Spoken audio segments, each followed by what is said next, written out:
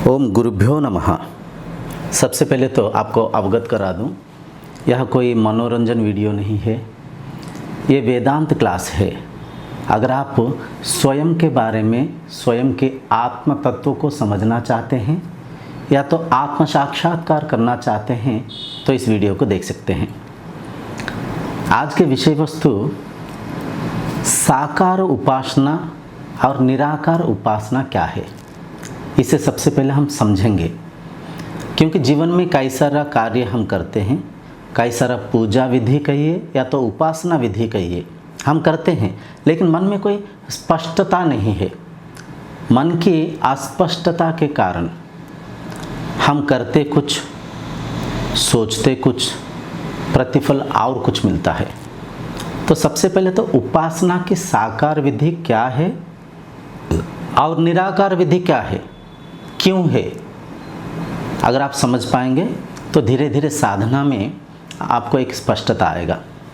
कुछ लोग कहते हैं भगवान साकार है, भगवान साकार है। जो भी भगवान को आप साकार रूप में पूजा करते हैं, भगवान शंकर जी हो गए, भगवान कृष्ण हो गए, भगवान राम हो गए, भगवान जीसस हो गए, कई सारे भगवानों को हम पूजते रहते हैं। कुछ लोग बोलते हैं भगवान साकार है और साकार ही सही है, क्योंकि जो जैसे मान रखा है उनके लिए वही ठीक है, वही सत्य है। ये अहंकार, ये मन के एक मन के स्थिति बोल सकते हैं, मन के प्रकृति बोल सकते हैं। मैं जैसे मान रखा हूँ, मैं ठीक हूँ, मैं ही सही हूँ, आप गलत है, ऐसे अविद्या से हम मान रखे हैं। तो कुछ लोग साकार रूप से मान रखे हैं और उनके लिए वही ठीक, ऐसे वो पकड़ के बैठे हैं। कुछ लोग मानते हैं भगवान निराकार है, उनके कोई आकार आकृति नहीं है, कोई स्वरूप नहीं है। कोई कहा अल्लाह भगवान, अल्लाह के कोई रूप नहीं, कोई रंग नहीं। हिंदू में भी, अपना सनातन धर्म में भी, वैसे तो धर्म कोई अपना पराया नहीं होता है, सारे धर्म एक है। भगवान अगर एक है तो धर्म भी एक है। जो आप मान रखे हैं उस तल पे हम बात कर रहे हैं। कुछ लोग बोलते हैं जैन, बौद्ध और कुछ अलेख धर्म ऐसे धर्म है जहाँ पे निराकार उपासना करते हैं, साकार मूर्ति पूजा को वो नहीं करते हैं। तो सत्य क्या है, किससे आचरण करना चाहिए, क्या ठीक और क्या गलत है, इसे अगर हम समझेंगे।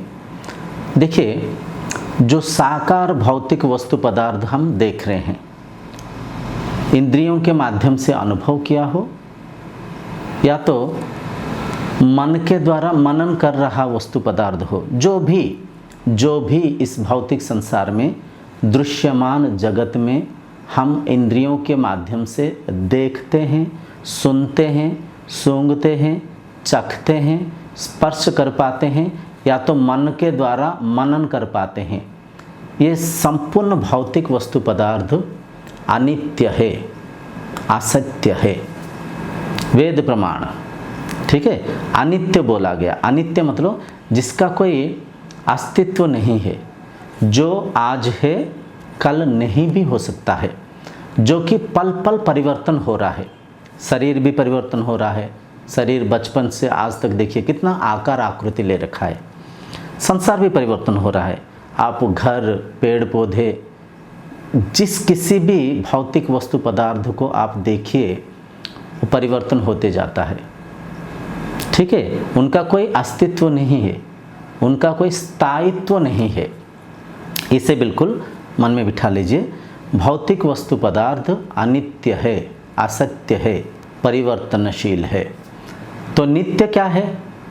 नित्य वह आत्मा है, नित्य वह निराकार शक्ति है, नित्य वह दैविक शक्ति है, डिवाइन एनर्जी बोल सकते हैं। तो साधना के मुख्य उद्देश्य को समझिए।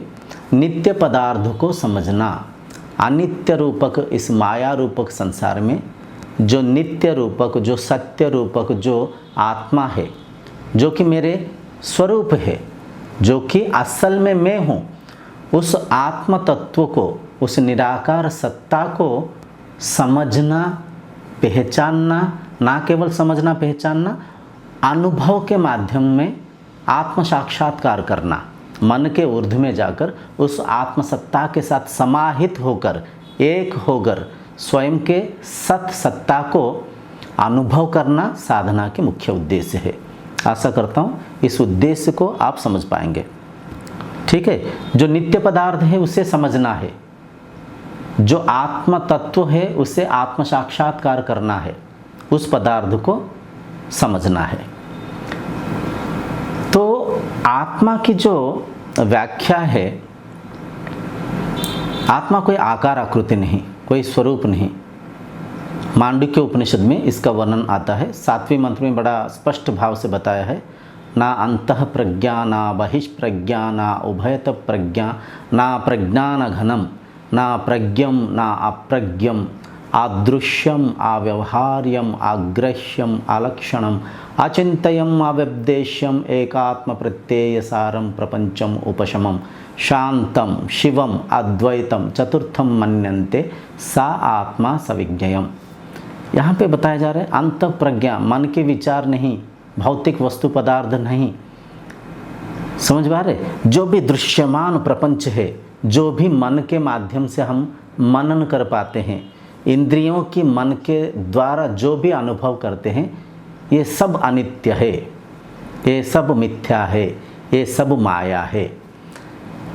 जिस शक्ति के आधार से हम इस संसार को अनुभव कर पाते हैं, जिस शक्ति के आधार से इंद्रियां परिचालन हो रहा है, जिस शक्ति के आधार से मन परिचालन हो रहा है, जिस शक्ति के आधार से प्राण शक्ति परिचालन हो रहा है, तदेव ब्रह्मत्वं विद्धि, उस शक्ति को तुम ब्रह्म के रूप में पहचानो। केनो उपनिषद में हम इसकी चर्चा कर चुके हैं।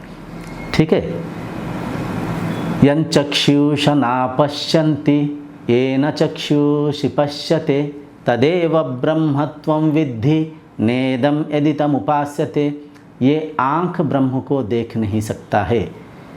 इस आँख को जिस शक्ति ने विनियोग कर रहा है, ये आँख जिस शक्ति के आधार से परिचालन हो पा रहे, तदेव ब्रह्मत्वं विद्धि नेदम यदि तम उपास्यते, उसे तुम ब्रह्म के रूप में पहचानो। यन् श्रोत्रेण ना शृणेति येन श्रोत्रमिदं श्रुतं तदेव ब्रह्मत्वं विद्धि नेदम यदि तम उपास्यते। ये केनो उपनिषद की 7वीं मंत्र है। इससे पहले जो चक्षु के बारे में हम चर्चा किए थे, केनो उपनिषद की 6ठ मंत्र, 6ठा मंत्र था। तो केनो उपनिषद के 7वीं मंत्र ये बोल रहा है, ये कान ब्रह्म के ध्वनि को सुन नहीं सकता है। ये कान जिस शक्ति से परिचालन हो रहा है, उसे तुम ब्रह्म के रूप में पहचानो। और थोड़ा गहराई से हम समझेंगे। यन्मनसा नामनुते येनाहुर्मनोमतं तदेव ब्रह्मत्वं विद्धि नेदम यदि तम उपास्यते। यहाँ पे पूरा स्पष्ट हो गया। यन्मनसा नामनुते, केनो उपनिषद की 5वीं मंत्र में इस बात की वर्णना है। ये मन ब्रह्म के कल्पना नहीं कर सकता है, ये मन ब्रह्म के चिंता चिंतन नहीं कर सकता है। जिस शक्ति के आधार से मन परिचालन हो रहा है, जिस शक्ति के आधार से मन चिंता चिंतन कर पा रहा है, या तो यूं बोल सकते हैं, इस मन को जो शक्ति विनियोग कर रहा है, ये मन के जो साक्षी है, ये मन की जो दृष्टा है, तदेव ब्रह्मत्वं विद्धि, उसे तुम ब्रह्म के रूप में पहचानो, उसे तुम आत्मा के रूप में पहचानो। मतलब यहाँ पे एक बात शायद आप पकड़ पा रहे होंगे, समझ पा रहे होंगे। जिस भगवान को, जिस ब्रह्म को, जिस ईश्वरीय सत्ता को हम ढूंढ रहे हैं, वो इंद्रियां मन के परे हैं, इंद्रियां मन के ऊर्ध्व में है। मन को एक वस्तु के रूप में, इंद्रियों को एक वस्तु के रूप में, शरीर को एक वस्त्र के रूप में वही ब्रह्म शक्ति धारण कर रखा है, वही ब्रह्म शक्ति विनियोग कर रहा है। तो जिस शक्ति ने इंद्रियों को, मन को विनियोग कर रहा है, उस शक्ति को इंद्रियों के द्वारा मन के माध्यम से अनुभव करना या तो कल्पना करना, चिंता चिंतन करना भी असंभव है, असंभव है। तो यहाँ पे एक छोटा सा मोटा धारणा आपके मन में शायद आप समझ पाए होंगे। जो ब्रह्म है, जो भगवान है, जो ईश्वर है, वो शरीर इंद्रियां मन के ऊर्ध्व में है। शरीर इंद्रियां मन को विनियोग कर रहे हैं। केवल इस शरीर में नहीं, हर शरीर में वही विद्यमान है। जो भी शरीर को आप देख रहे हैं, चाहे वो एक पशु हो, एक पक्षी हो, एक कीटाणु भूताणु हो, मनुष्य रूप में, हम तो मनुष्य को कई रूप में भेदभाव कर रखे हैं, स्त्री पुरुष, ज्ञानी मूर्ख, धनी गरीब, शिशु वृद्ध, सब में वही समाया हुआ है। सब कुछ रूप उसी का ही है, सब में वही है। और बड़ा अचंभा के बात है, बड़ा अद्भुत बात है, वह शक्ति आप स्वयं है। ये सब कुछ आपके बारे में बताया जा रहा है, आपके बारे में। आपके जगह आप, मेरे जगह मैं, जो भी इस वीडियो को देख रहे हैं, ये उनके सत्ता के बारे में बताया जा रहा है। क्योंकि ब्रह्म के तल पे हम सब एक है। मैं तू रूपक कोई भेदभाव नहीं, क्योंकि ब्रह्म अद्वैत है, अभिन्न है। आइए थोड़ा सा और सरलता से इसे समझेंगे। एक मिट्टी से कई सारा मिट्टी के बर्तन बन रखा है, मिट्टी के मटका, मिट्टी के दीप, मिट्टी के कढ़ाई, कई कुछ मिट्टी से बना हुआ, मिट्टी के मूर्तियाँ, मिट्टी के घर, मिट्टी से बना हुआ हर एक वस्तु पदार्थ का जो तत्व है, जो बेसिक सब्सटेंस है, वो मिट्टी है। मिट्टी से बनाया हुआ एक घड़ा, मटका, दीप, सब कुछ मिट्टी ही है।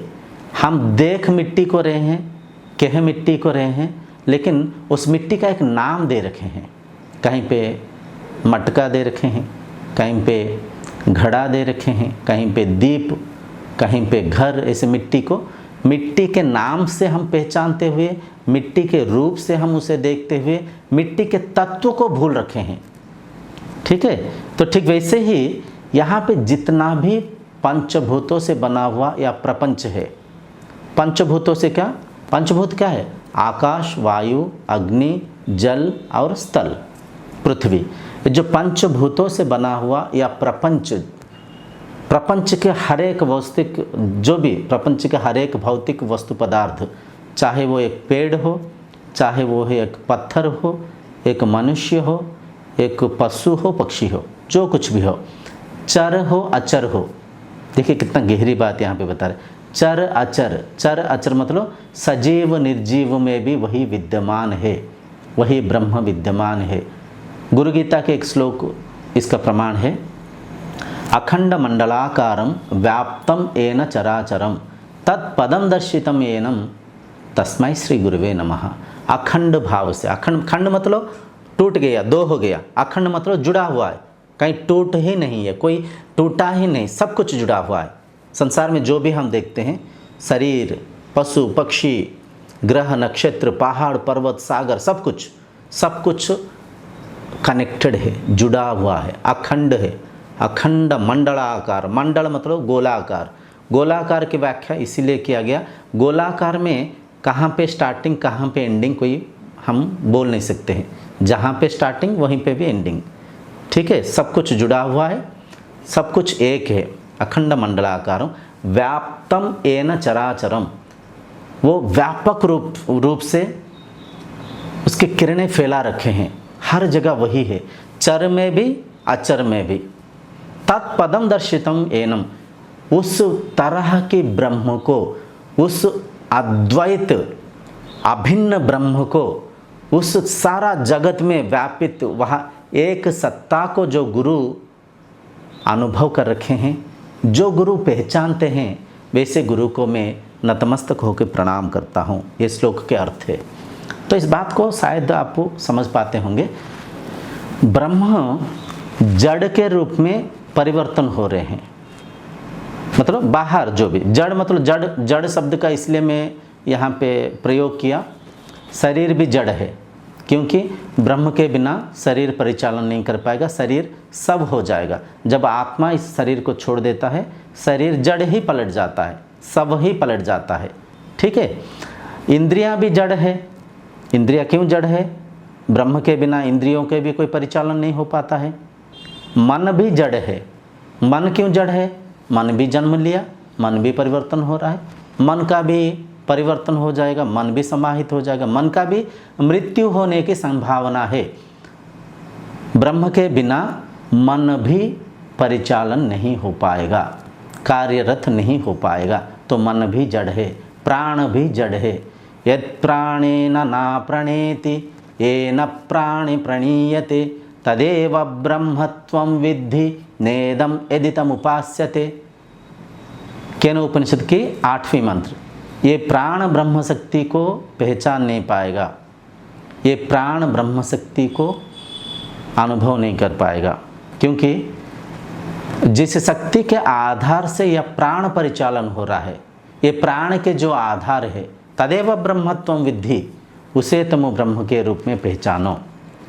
समझ में आ रहे? तो ये सब जड़ ही है, ये सब परिवर्तनशील है, ये सब पल पल हर पल परिवर्तन हो रहा है। शरीर भी, संसार भी, हर एक इंद्रियों के अनुभव भी, दृश्य, श्रवणानुभूति, रुचि, स्पर्श। आप यहाँ पे बैठे, एसी चल रहा है, बड़ा ठंडा लग रहा है, जब बाहर चले जाएंगे गर्म में गर्मी लगेगा। स्पर्श परिवर्तन हो गया, रुचि परिवर्तन हो गया, श्रवणानुभूति, ग्रहणानुभूति, गंध सुगंध कई परिवर्तन हो रहा है। संसार हर पल परिवर्तन हो रहा है, शरीर हर पल परिवर्तन हो रहा है, मन के स्थिति भी पल पल हर पल परिवर्तन हो रहा है। मन में देखिए, कभी शांत रहते हैं, स्थिर रहते हैं, आनंदित रहते हैं, मन में कभी चिढ़ते हैं, क्रोध को धारणा करते हैं, मन में कभी काम विचार आ जाता है, मन में कभी ईर्ष्या आ जाता है, लोभ आ जाता है, तो मन भी परिवर्तन हो रहा है। तो ये सारा संसार के भौतिक वस्तु पदार्थ परिवर्तन होने के बावजूद वह जो शक्ति है, वह जो आत्मा है, वह जो ईश्वरीय सत्ता है, वह अपरिवर्तनीय शक्ति है।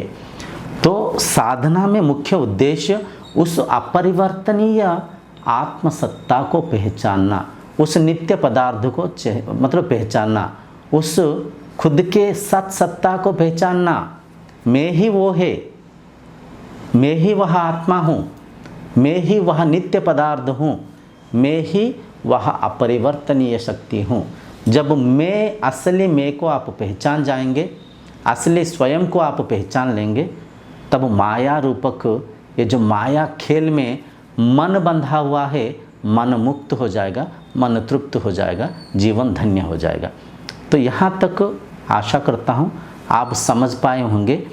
जो नित्य पदार्थ है, जो आत्मा है, उनका कोई रंग रूप नहीं है, वो निराकार है, निर्गुण है, अलेख है, अव्यक्त है, ठीक है, निर्विकल्प है, उनका कोई विकल्प भी नहीं, उनके जैसा और कोई दूसरा नहीं, अद्वैत है, अभिन्न है। तो उस निराकार सत्ता के साथ आप जब निराकार रूप से समाहित होंगे, तभी आप उस आत्म तत्व को पहचान पाएंगे। तो आइए हम चर्चा करेंगे साधना कैसे होना चाहिए, जिसके माध्यम से हम उस निराकार सत्ता के साथ समाहित हो पाएंगे। तो यहाँ पे इस बात को बिल्कुल मन में बिठा लीजिए, साधना केवल बूढ़ा होने के बाद करने की आवश्यकता नहीं है।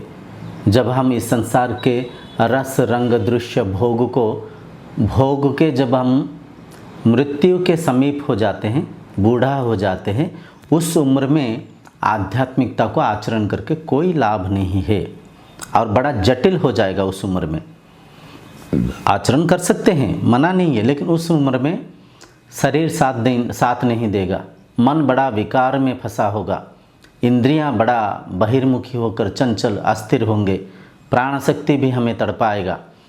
तो साधना जितना कम उम्र से आप आरंभ करेंगे, उतना सहज होगा, सरल होगा, उतना आसानी से आप ईश्वर प्राप्ति कर सकते हैं। इस बात की तात्पर्य यह है, जब एक शिशु को हम भगवान के बारे में परिचय देते हैं, वह परिचय में स्पष्टता होना चाहिए। आप अगर ब्रह्मानुभूति कर रखे हैं, या तो आप अगर शास्त्रों को पढ़ रखे हैं, या तो आप अगर साधनारत है, ब्रह्म ज्ञान को जानते हैं, तो उस शिशु को ब्रह्म के साकार निराकार रूप के बारे में हल्का सा बताना चाहिए। और उस शिशु वाला अवस्था में साकार पूजा कर सकता है। इस बात को बिल्कुल ठीक से पकड़िए। हम जैसे भगवान को मान रखे हैं वैसे हम बच्चों को परिचय कर देते हैं। हम जो मान रखे हैं वो सही भी हो सकता है और गलत भी हो सकता है, क्योंकि हम मान रखे हैं, हम जानते नहीं है। ठीक है, तो जैसे हम मान रखें ऐसे ना बताते हुए जो ईश्वर प्राप्ति किया हुआ गुरु रहते हैं या तो कोई ब्रह्मज्ञानी गुरु रहते हैं, उनके पास लेके उस शिशु के जिस उम्र से अपरा विद्या को वह शिशु पढ़ता है, अपरा विद्या क्या, भौतिक विद्या को पढ़ता है, उसी उम्र से अगर उस शिशु को हम परा विद्या को पढ़ाएंगे, ब्रह्म ज्ञान को पढ़ाएंगे, उस शिशु के सर्वांगी विकास होगा। ठीक है, तो से बाल्य अवस्था में साकार पूजा अलाउ है। जैसे कि मांटेसरी पद्धति में बच्चों को पढ़ाई को हम प्राथमिक दशा में जो पढ़ाते हैं, नर्सरी से लेकर स्टैंडर्ड 1 तक हम कई सारा मॉडल्स को यूज़ करते हैं, कई सारा टीचिंग एड्स को यूज़ करते हैं। एप्पल के चित्र को दिखाकर, एप्पल के मॉडल को दिखा के हम बोलते हैं ये एप्पल है, लेकिन वो जो खिलौना रूपक एप्पल असल में एप्पल नहीं है, एप्पल के एक मॉडल है। एप्पल को पहचानने से पहले एप्पल का एक स्वरूप है, एक चित्र है, एक मॉडल है। तो ठीक वैसे ही जो भी मूर्ति को हम परिचय करवाते हैं, वह मूर्ति भी भगवान के एक माध्यम है, भगवान के एक मॉडल है। मूर्ति अनित्य है, नित्य पदार्थ नहीं है, मूर्ति परिवर्तन होगा। उस मूर्ति को भी शरीरधारी यह ब्रह्म ही निर्माण कर रखे हैं। तो प्राथमिक दशा में बच्चों को हम मूर्ति फोटो को दिखा सकते हैं, मूर्ति फोटो के साथ हम परिचय करके मॉडल माध्यम से मूर्ति रूपक उस भगवान की एक मॉडल के माध्यम से आध्यात्मिकता में प्रवेश करवा सकते हैं। धीरे धीरे जब बच्चे बड़े होते हैं तो उन बच्चों को वेदों की श्रुति को पढ़ाना चाहिए। वेद को 4 भागों में विभक्त कर रखें, संविदा कांड, आरण्यक कांड, ब्राह्मण कांड, उपनिषद कांड। तो वेद के माध्यम से, शास्त्र के माध्यम से धीरे धीरे वह शिशु को स्थूल साधना से सूक्ष्म साधना के ओर अग्रसर करना चाहिए, मार्गदर्शन करना चाहिए। स्थूल साधना क्या है? स्थूल साधना में मूर्ति पूजा आ गया, फोटो पूजा आ गया, भौतिक उपासना आ गया, जो भी हम फूल, नैवेद्य, प्रसाद, दक्षिणा, चंदन टीका लगाते हैं उस मूर्ति को। ठीक है, तो भौतिक जो उपासना है बिल्कुल बचपन में करना चाहिए, क्योंकि उस उम्र में ब्रह्म ज्ञान को समझने के लायक आपके मन में ज्ञान नहीं होता है, और उस उम्र में आपका मन ब्रह्म स्वरूप ही रहता है, मन में कोई विकार वृत्ति नहीं रहता है, साधना के अधिक आवश्यकता भी नहीं है। आप साधारण स्वाभाविक मतलब प्राकृतिक रूप में उस ब्रह्म सत्ता में ही है, मन बिगड़ा नहीं है, इंद्रियां चंचल नहीं है, आप उस ब्रह्म अवस्था में ही जेहेतु बचपन में रहते हैं, तो उस उम्र में भक्ति मार्ग में प्राथमिक दशा में आपको प्रवेश करने के लिए साकार पूजा की आवश्यकता है। लेकिन धीरे धीरे जब वह शिशु थोड़ा सा बड़ा हो जाता है, 6 या 7 साल की उम्र हो जाता है, उस शिशु को आश्रम में लेकर वहाँ पे दीक्षा दिलवाना चाहिए। जो ब्रह्मज्ञानी गुरु होते हैं उनके पास जाके दीक्षा के माध्यम से गुरु मंत्र को प्राप्त करवाना चाहिए। तो धीरे धीरे स्थूल साधना से सूक्ष्म साधना आरंभ हो जाता है। मंत्र स्मरण करना, मंत्र स्मरण करना, मंत्र स्मरण के माध्यम से क्या होता है? मन अंतर्मुखी रहता है, मन शांत रहता है, मंत्र के साथ मन एकाग्र हो जाता है। मंत्र जप के माध्यम से मन की चंचलता शांत होता है, मन में एकाग्रता आता है, मन स्थिर होता है। तो जब मन स्थिर होता है, मन शांत होता है, मन विवेकी होकर इस संसार में जीता है। तो मंत्र साधना के बाद द्वितीय साधना में जाना चाहिए, जिसे कि हम बोलते हैं अजप मंत्र को स्मरण करना। जिस मंत्र को जपना नहीं पड़ेगा, वो है सांसों को देखना। सांसें चल रहा है, सांसें अपने आप चल रहा है, स्वतः, नेचुरली इट हैपेंस। ये जो भी साधना बताया जा रहा है केवल बच्चों के लिए नहीं, हर उम्र के लोगों के लिए बताया जा रहा है। सबसे पहले प्राथमिक दशा में हम मूर्ति पूजा, फोटो पूजा, भौतिक उपासना किए।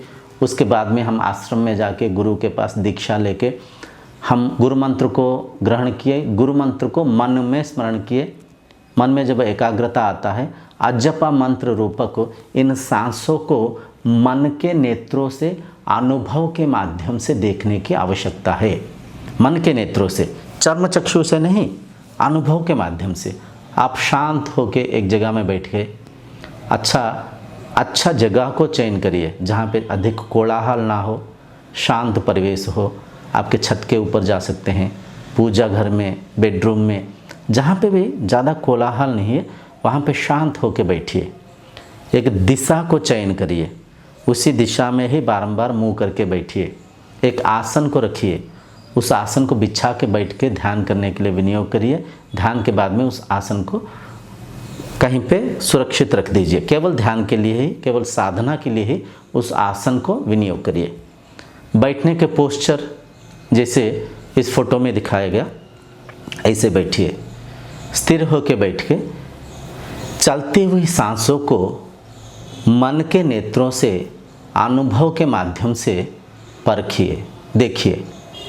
सांसें अंदर जा रहा है, सांसें बाहर आ रहा है, सांसें अंदर जा रहा है, सांसें बाहर आ रहा है।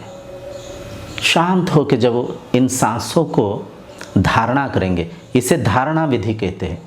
मंत्र स्मरण भी धारणा था। मंत्र को, शब्द ब्रह्म को मन में धारणा कर रखे थे। उसके बाद में ये जो सांसों रूपक इस विचार धारणा को मन में धारणा कर रखे हैं। जब सांसों को देखने की यह साधना कुछ दिन करेंगे, ये साधना के परिणाम प्रतिफल स्वरूप सांसों की एक ध्वनि सुनाई देगा। साउंड मतलब साउंड ऑफ द ब्रेथ, सांसों की ध्वनि आपको सुनाई देगा।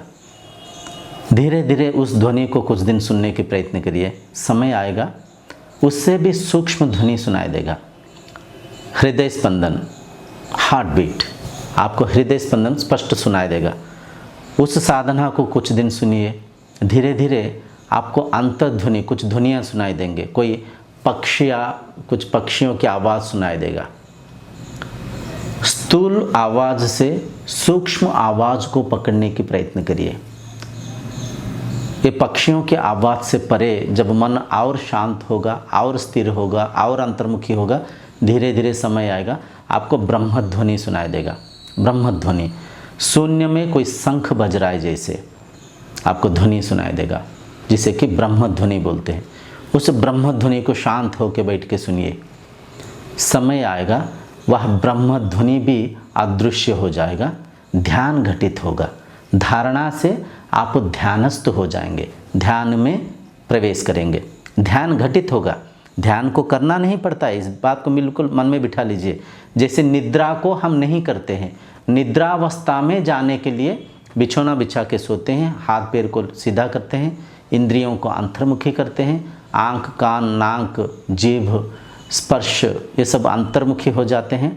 मन शांत होता है, मन निद्रा में प्रवेश करता है, निद्रावस्था में मन चले जाता है। ठीक वैसे ही इन तमाम धारणा के माध्यम से जब ब्रह्मध्वनि को शांत होकर कुछ दिन सुनेंगे, ब्रह्मध्वनि के ऊर्ध्व में चले जाएंगे, ध्यान घटित होगा। यहाँ पे एक प्रश्न उठता है, कौन से साधना कितना दिन करने के बाद दूसरा साधना में हम जा सकते हैं? इस बात को मन में बिठा लीजिए।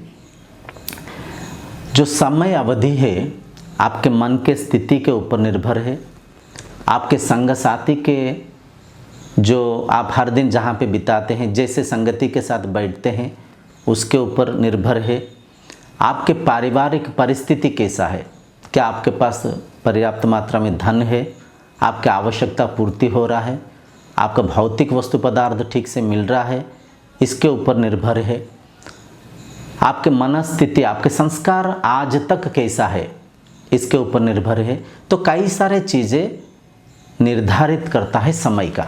समय को मत परखिए, बस यहाँ पे एक बात को स्पष्ट कर दीजिए, साधना में जितना निष्ठा होगा जितना शांत होके रुचिकर होते हुए आप साधना करेंगे, साधना के द्वितीय साधना में आप अपने आप प्रवेश कर जाएंगे।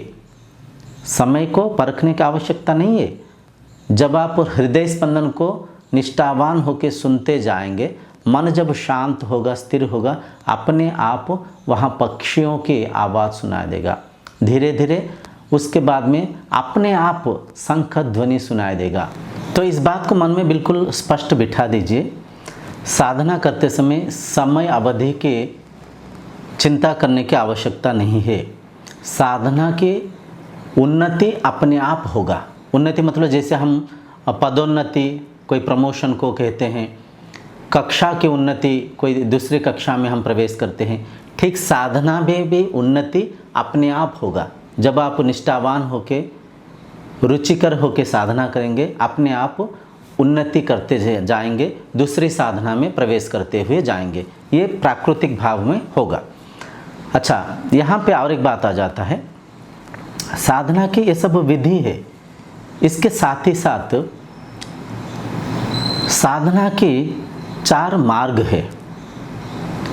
जो 4 मार्ग है उसे अगर हम समझे, कर्म योग, भक्ति योग, ज्ञान योग और ध्यान योग, ये चारों के बारे में हम थोड़ा सा चर्चा करेंगे। इन चारों के जब आप आचरण करेंगे, धीरे धीरे मन शांत होगा, मन स्थिर होगा। साधना में अष्टांग योग भी है, साधन चतुष्टय भी है। ये जितना भी साधना के विधि है, इन तमाम साधनाओं की आवश्यकता को समझिए। 2 ही आवश्यकता। प्रथम आवश्यकता मन को स्वच्छ करना, मन को निर्मल करना। मन के अंदर अहंकार, अहम भाव, काम, क्रोध, मद, माश्चर्य, ये सब मन की बीमारियां है, ये सब मन के रोग है। इन भौतिक लालसा, लोभ, आकांक्षा से मन को मुक्त करना, मन को स्वच्छ करना, मन को निर्मल करना। और दूसरा साधना के जो मुख्य उद्देश्य है, मन को शांत रखना, मन को स्थिर रखना। मन जब शांत होगा, मन जब स्थिर होगा, मन विवेकी होगा, नित्य अनित्य पदार्थों की भेद को समझ पाएगा। मन जब शांत होगा, मन अंतर्मुखी होगा, मन स्वरूप के पास पहुंच पाएगा। ठीक है जी। जो अष्टांग योग में एक है प्रत्याहार। जब आप जम, नियम, आसन, प्राणायाम को करेंगे तो इन साधनाओं के प्रतिफल स्वरूप प्रत्याहार घटित होगा। प्रत्याहार जब घटित होगा, इंद्रियां नियंत्रण में हो जाएंगे, मन नियंत्रण में हो जाएगा। तो प्रत्याहार के बाद में धारणा संभव हो जाएगा, ध्यानस्थ हो पाएंगे। तो ये जो विधि है, ये विधि एक्चुअली सिद्धि प्राप्त करने की विधि है। ये एक सीक्वेंस है, ये एक विधान है। तो इस विधि में जब आप इससे आचरण करते हुए साधना करेंगे, निहायती समय आएगा, ईश्वर प्राप्ति कर पाएंगे, आत्म साक्षात्कार कर पाएंगे, उस सत्ता को पहचान पाएंगे। तो इस साधना की, इस चर्चा की गहराई को परखिए। साकार पूजा से मुक्त होके निराकार के ओर अंतर यात्रा करना चाहिए।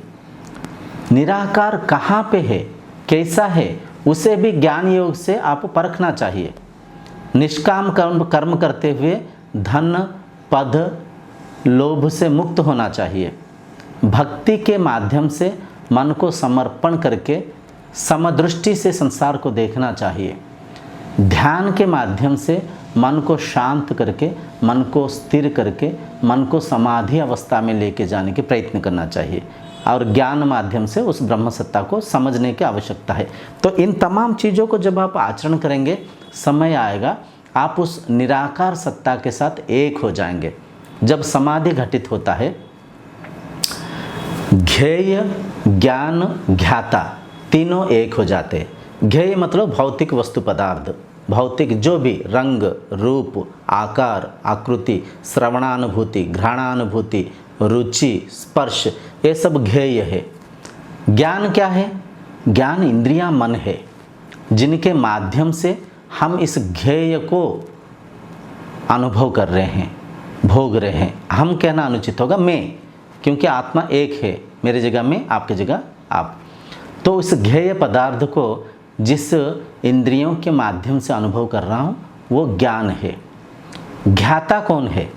ज्ञाता आत्मा है, ज्ञाता मैं हूँ, जो असल में इस संसार को अनुभव के माध्यम से अनुभव कर रहा है, वह ज्ञाता है।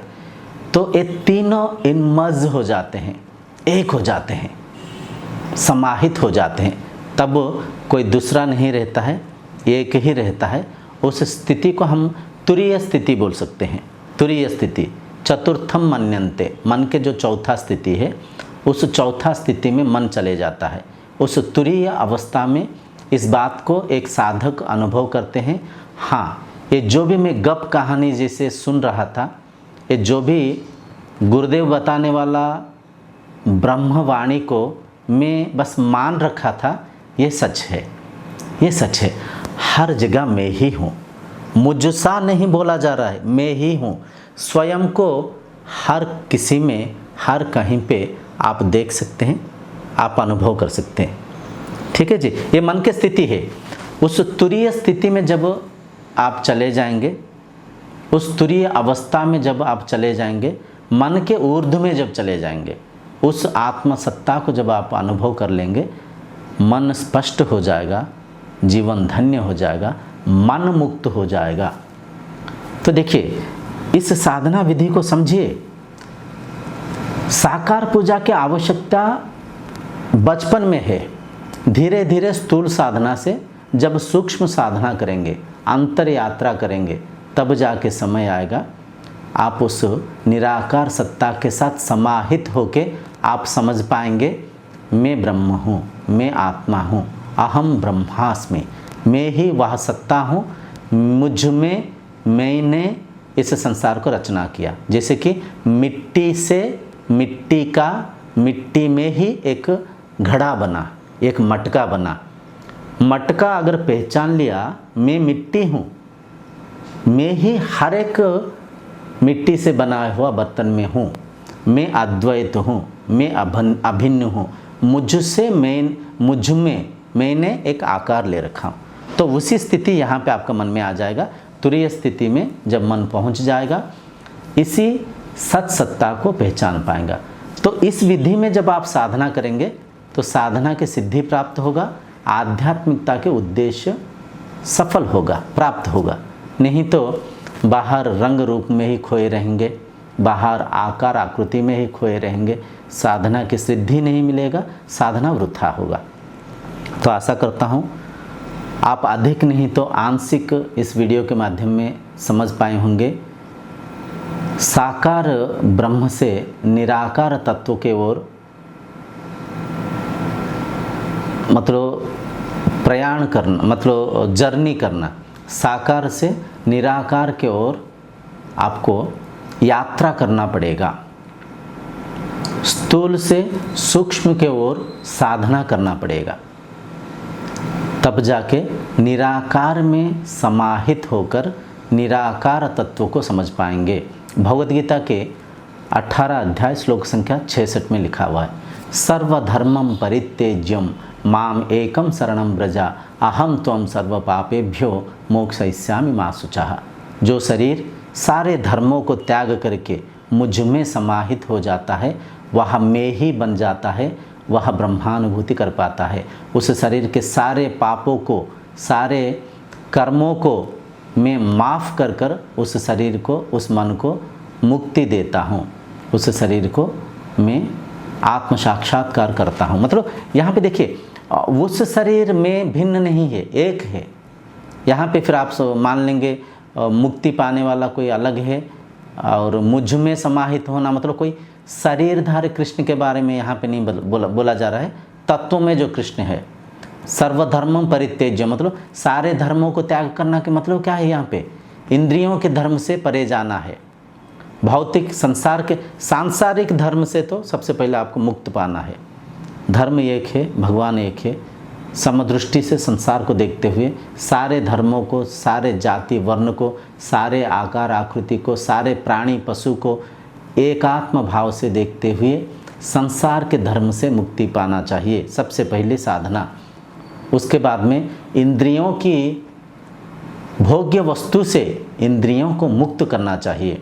ये दूसरी साधना। मन की वृत्ति से, मन की माया से, मन की इच्छा वांछनाओं से, आशा आकांक्षाओं से, मन की जो मैला विचार है, लोभ, काम, क्रोध, माश्चर्य, मद, इन विचारों से जब मन को शांत करेंगे, मन को स्थिर करेंगे, उस आत्मसत्ता के शरण में जाएंगे। किसके शरण में जा रहे हैं यहाँ पे? खुद के शरण में। माम मतलब कौन है? मैं ही वह है, वही मैं हूँ। तत्त्वम असि, तत्त्वम असि, वह तत्व तुम ही हो, वह तत्व तुम ही हो। तो तत्त्वम असि, तत् मतलब वह, त्वम मतलब आप, असि मतलब हो। तत्त्वम असि, वह तुम ही हो जिसे ढूंढ रहे हो, जिसे खोज रहे हो। तो ये जो ब्रह्मवाणी है, ये जो वेद के महावाक्य है, ये यहाँ पे प्रमाण है तत्त्वमसि। तो उस निराकार सत्ता के साथ जब आप अंतर यात्रा करते हुए समाहित हो जाएंगे, उनके शरण में चले जाएंगे, उस अवस्था में एकात्म भाव हो जाएंगे। सब में सबको खुद में देखेंगे और सबका आधार आप स्वयं है, इस बात को समझ पाएंगे। तो इतना सारा बात है, इन तमाम बातों को जब सुनेंगे, परखेंगे, समझेंगे, तब जाके साधना को विधिवत करेंगे, तभी सिद्धि प्राप्त होगा। नहीं तो फिर जाति धर्म में, मेरा तेरा भगवान में, मैं बड़ा तुम छोटा, मेरा सही तुम्हारा गलत, मैं उच्च तुम नीच, ऐसे धार्मिक झगड़ा करते हुए बाहर माया में ही खोए रहेंगे। उपासना को भौतिक वस्तु पदार्थ पाने के लिए ही बाहर ही ढूंढते हुए रह जाएंगे, साधना की सिद्धि प्राप्त नहीं होगा। तो आज की चर्चा की संपूर्ण इस चर्चा के निष्कर्ष ये है, प्राथमिक दशा में स्थूल साधना रूपक मूर्ति, फोटो, चित्र पूजा, भौतिक उपासना अगर आप कर रहे हैं या तो करना चाहते हैं, या तो जिस भी स्थिति में उस स्थिति को धीरे धीरे त्याग करते हुए स्थूल साधना से सूक्ष्म साधना के ओर बढ़िए, साकार तत्व से निराकार तत्व के ओर बढ़िए। क्योंकि कारण क्या है? जो नित्य पदार्थ है, जो आधार है, जो आत्मा है, जो ब्रह्म है, वो निराकार है, निर्गुण है। ठीक है? मन के सत्व, रज, तमोगुण 3 गुण है। इन 3 गुणों से परे निर्गुण अवस्था ब्रह्मावस्था है। इन 3 गुणों की आधार वह ब्रह्म है। तो निर्गुण में जब निर्गुण होंगे, निराकार में जब निराकार हो जाएंगे, तब उस सत्ता के साथ समाहित हो पाएंगे, ब्रह्मानुभूति कर पाएंगे, आत्म साक्षात्कार कर पाएंगे, जीवन को धन्य कर पाएंगे। ये साधना का विधि है।